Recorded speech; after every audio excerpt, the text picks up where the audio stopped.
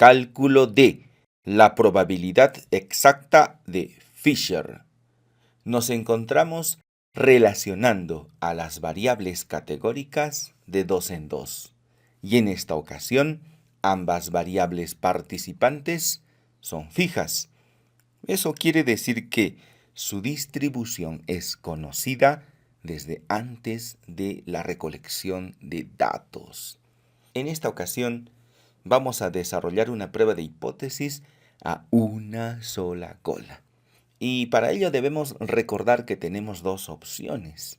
Para poder plantearlas correctamente, siempre debemos enfocarnos en la hipótesis H1, llamada también hipótesis del investigador, porque H0 no hace más que oponerse a H1 en cualquier situación. Imaginemos que tenemos dos grupos, grupo A y grupo B. Una hipótesis a dos colas plantea la diferencia entre el grupo A y el grupo B. Una hipótesis a una sola cola tiene dos versiones. La primera, donde el grupo A es mayor que el grupo B, y la segunda, cuando el grupo A es menor que el grupo B. También es importante recordar la nomenclatura de una tabla de contingencia de 2 por 2. Sí, el test exacto de Fisher solo puede ser calculado en una tabla de 4 núcleos, tetranucleada o tetracórica. La probabilidad exacta de Fisher se calcula a partir de una razón, a partir de una división. En el numerador, el producto de los factoriales de los 4 marginales, y en el denominador, el producto de los factoriales de los 4 núcleos, incluyendo al total del grupo. Veamos un ejemplo. Al interior de la tabla tenemos los núcleos 3, 11, 7 y 4, siendo los marginales 14, 11, 10, 15 y el total 25.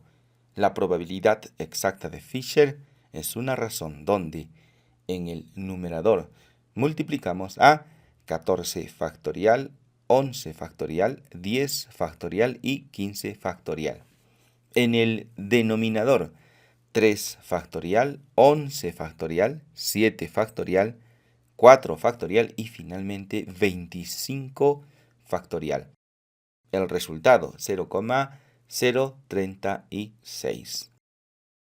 Nos vamos a nuestra hoja de trabajo donde encontramos ya nuestro primer planteamiento. Un visitador médico debe repartir muestras médicas a los médicos de un hospital, pero no le alcanza para todos. En tal situación debiera repartir las muestras médicas de manera aleatoria, siendo que se repartió como se muestra en la tabla. La pregunta que nos hacemos es, ¿acaso el visitador médico tiene favoritismo por el sector A del hospital? Si observamos la tabla, son 50 los médicos de este determinado hospital. Y el visitador médico tiene apenas 38 muestras médicas.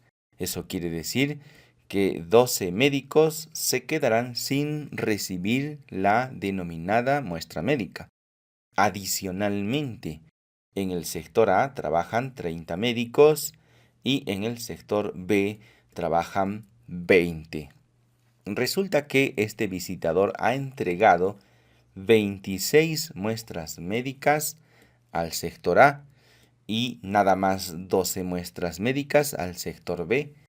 Si obtenemos los porcentajes o frecuencias relativas, al sector A le entregó 26 de 30, que sería 86,7%. Y en el sector B, 12 de 20, que hace apenas 60%. Vamos a plantear el ritual de la significancia estadística. Y como siempre, la pregunta del investigador, si la colocamos en forma afirmativa, se convierte en la hipótesis H1, hipótesis del investigador. Fíjate que no se trata de una hipótesis a dos colas, no estamos buscando únicamente diferencias, sino que claramente estamos planteando que el visitador médico habría entregado más muestras médicas al sector A respecto del sector B. Y claro, como la hipótesis nula no hace más que oponerse a la hipótesis del investigador, simplemente le agregamos la palabra no. Y esto podría representar la palabra clave para efectos de la hipótesis. ¿Que se puede escribir de otra manera? Por supuesto que sí, pero eso corresponde ya al estilo literario. Nivel de significancia 5%, que en cifras decimales sería 0,05, y la prueba estadística, el test exacto de Fisher. Necesitamos el valor de P. Vamos a ver cómo se calcula. Esta hoja de cálculo viene con tu hoja de trabajo y no es necesario que tú realices lo que vamos a hacer aquí, pero lo puedes utilizar para realizar algunos razonamientos como el siguiente. Tenemos nuestra tabla de contingencia con los datos suministrados para el ejercicio. ¿Cómo se calcula la probabilidad exacta de Fisher? Pues ya conocemos el algoritmo, nada más necesitamos los valores factoriales. El factorial para cada uno de los núcleos, también para los marginales y finalmente para el total. Por lo tanto, en la segunda tabla hemos escrito precisamente eso. El factorial para nuestro primer núcleo, factorial para el segundo, factorial para el tercero, factorial para el cuarto. Y lo mismo para nuestros marginales, factorial para el primero, segundo, tercero y cuarto, así como el factorial para el total. Ya ves que cuando haces doble clic se activa un cuadro en la tabla número 1. Y a partir de estos resultados podemos calcular el valor de la probabilidad con el cociente que ya conocemos que se expresa en el algoritmo de la parte inferior. Tú lo puedes escribir, por supuesto, pero también tienes esta hoja de cálculo. Si se reparten 26 muestras médicas para el sector A, entonces por defecto quedarían 12 para el sector B, porque el visitador nada más tiene 38. Es lógico que siempre 12 se quedarán sin muestra médica, no importa de qué sector del hospital se trate. Por eso decimos que este marginal es fijo, porque siempre va a terminar 38-12, porque el visitador médico nada más tiene 38 muestras médicas. Veamos ahora los marginales en horizontal. Son 30 trabajadores en el sector A y 20 trabajadores en el sector B. Eso no va a cambiar después del estudio. Eso se conoce antes de ejecutar el trabajo de investigación y por eso también se le denomina marginal fijo. Así que en este ejercicio ambos marginales están fijos y lo único que podría cambiar es la casilla que estamos analizando. Podrían ser 27, en cuyo caso para el sector B nada más quedarían 11. Podría ser 28, ¿qué te parece? 29, tal vez 30, y alguien dirá, ¿por qué no 31? Y no, 31 no, porque aparece un número negativo. Así que el máximo valor sería 30. Y por eso lo hemos anotado aquí en la parte inferior. Ahora veamos cuál sería el mínimo valor. ¿Recuerdas que estaba en 26? Podría ser 25, tal vez te gusta 24, también podría ser 23, quizás 22, 21. También podríamos elegir el 20. Fíjate cómo se reduce la casilla número 4 si le ponemos 19. Todas las casillas cambian a razón de la primera casilla, son dependientes de la primera casilla, así que nada más la primera es libre de cambiar, las otras no. Por eso se le llama un grado de libertad, porque solo una casilla es libre. Y 18 sería el mínimo porque aquí ya tenemos 0. Si le pones 17, pues no se acepta porque tenemos -1. Así que lo mínimo para este ejercicio sería 18, por eso lo anoté aquí en la parte inferior. Entonces, ¿cuál es la probabilidad de que esta distribución ocurra? Si aplicamos el algoritmo sería 0,0007. Aquí tenemos 4 cifras decimales. Vamos a hacerle aparecer una. ¿Qué pasaría si fuera 19? Entonces tenemos 0,009, que ya lo anotamos aquí. ¿Qué pasaría si fuera 20? 0,0470, aquí lo tenemos. 21, 0,1344 con 22, 0,2336 con 23, 0,2600 con 24, 0,1896 con 25, 0,0910, que ya lo hemos anotado, y con 26, que es el dato real, 0,0284. Y ahora, ¿qué te parece si creamos una gráfica con estos datos? Obtendríamos lo siguiente. Probabilidad para que sea 18, 19, 20 y hasta el número 30 que dijimos era el máximo. Los datos los tenemos aquí al costado derecho. No existe la probabilidad de que sea 18,5 porque el número de muestras médicas que entrega este visitador es una variable discreta. No existe la probabilidad de que la primera casilla sea 19,3, 19,7. Esto no es una probabilidad continua, esto es una probabilidad discreta. Por esta razón, aquí no obtenemos un histograma, sino más bien probabilidades exactas. ¿Y por qué se dice que son exactas? Pues porque no son continuas o no corresponde a una distribución continua. Y ahora veamos la pregunta. Nos dice: el visitador médico tiene favoritismo por el sector A del hospital, que lo habíamos convertido en hipótesis H1, hipótesis del investigador. En la tabla, claramente el visitador entregó al sector A una proporción de muestras médicas mayor que al sector B. Y claro, si hubiese entregado 27, igual seguiría teniendo favoritismo, porque el porcentaje aumentaría y disminuiría para el otro grupo. Y lo mismo para el 28 y hasta el número 30 que dijimos. Vamos a dejarlo en su valor original. Y esos cálculos ya lo hemos realizado en esta hoja de Excel. Vamos a retirar la suma y dijimos que si el visitador médico entrega 26 muestras médicas al sector A, es probable que tenga favoritismo, pero si así fuera, de haber entregado 27 también lo tendría, y lo mismo con 28, 29 y 30. Así que la probabilidad de que tenga favoritismo es la suma de todas estas probabilidades. Le daremos clic en sumar y tenemos el resultado: 0,0348, que lo hemos anotado aquí y viene a ser la suma de la probabilidad que en la casilla A hayan 26 unidades.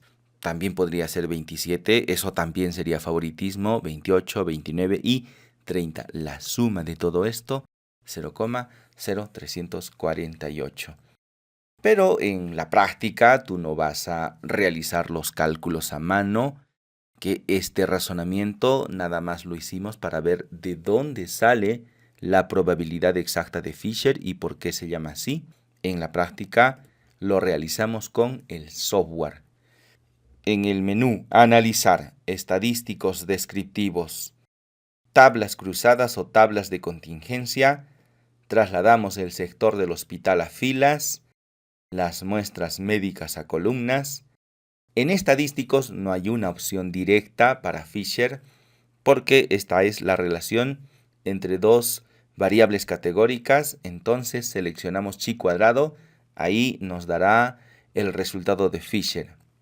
Continuar, y si quisiéramos replicar la tabla que ya la tenemos completa, serían porcentajes en forma horizontal por filas. Entonces en casillas, porcentajes por filas, continuar y aceptar. En buena cuenta la tabla ya la conocíamos, pero lo que buscamos en este momento es el resultado de la prueba exacta de Fisher a una sola cola. 0,0347, que si lo redondeas sería en 8. Y este es el resultado de P, que como siempre lo pegamos en nuestra hoja de trabajo. Esto es un ritual, siempre se desarrolla de la misma manera. Si lo quieres expresar en porcentaje, nada más le corres la coma decimal en 2 posiciones y el resultado ya es un porcentaje. Lo vamos a copiar porque en la parte inferior, para la lectura, vamos a escribir lo siguiente: con una probabilidad de error del, pegamos la magnitud del p-valor y enseguida copiamos y pegamos la hipótesis H1, hipótesis del investigador. Esta magnitud de error, esta probabilidad de que te equivoques, está bien baja, está por debajo del nivel de significancia. Por lo tanto, nos quedamos con H1, la cual dice que este visitador médico tiene favoritismo por el sector A del hospital. Si te fijas, para desarrollar el ritual de la significancia estadística, solamente hace falta conocer el valor de P. Para ello utilizamos el software estadístico y en el caso específico del test exacto de Fisher no tiene un estadístico como sí lo tiene chi cuadrado de Pearson. Tenemos un valor de chi cuadrado, tenemos un valor de P, pero para el caso de la prueba exacta de Fisher no tenemos un estadístico porque el valor de P no se calcula a partir de algún estadístico, lo que sí ocurre en chi cuadrado, porque el valor de P se calcula en función de su estadístico. En Fisher se calcula directamente tal como lo hemos visto en la siguiente presentación. Una diferencia importante es que chi cuadrado es una probabilidad asintótica. La línea que describe la distribución nunca llega a tocar al eje de las abscisas. Esta extensión es hacia el infinito. Probabilidad continua. Mientras Fisher es una probabilidad exacta, es la probabilidad hipergeométrica y no se extiende hasta el infinito. Porque si te fijas, en realidad esto es un conteo, el número de muestras médicas que le toca a cada sector del hospital. Y si estás pensando que el conteo no es una variable categórica, más bien es una variable numérica del tipo discreto, estás en lo correcto. Por eso es que no se aplica el chi cuadrado, sino más bien una prueba para distribuciones de variables discretas y específicamente la hipergeométrica, prueba exacta de Fisher. Completa tu hoja de trabajo con todos los elementos que se mostraron en la siguiente presentación. Puedes utilizar la hoja Excel para realizar tus propias demostraciones. Y finalmente le darás clic en guardar porque el producto del día de hoy es el archivo datos12.doc.